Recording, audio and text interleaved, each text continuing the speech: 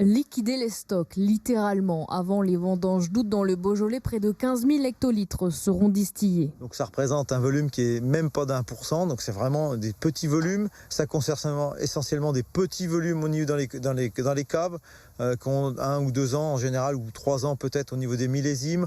Donc c'est souvent des fins de caves qui n'ont pas été vendus et qui sont difficiles à vendre. C'est un dispositif qui était nécessaire d'être mis en place cette année parce que la crise du Covid a accentué les problèmes de commercialisation des vins français dans leur ensemble.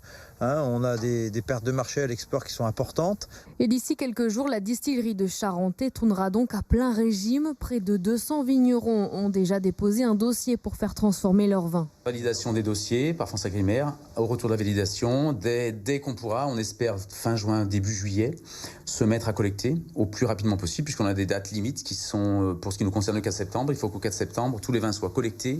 Dans ces tuyaux, le nectar deviendra ensuite de l'alcool pur. Les alcools sont vidés dans des bacs dédiés à l'alcool issu de la distillation de crise, qui sera ensuite réexpédié soit pour faire éventuellement des gels hydroalcooliques par des industriels qui sont adaptés pour faire ça, ou alors repart sur l'alcool industriel en général, notamment pour faire d'autres types de produits pharmaceutiques, etc. Une façon de limiter le gaspillage dans le secteur viticole. Pour chaque litre distillé, les vignerons perçoivent seulement 78 centimes.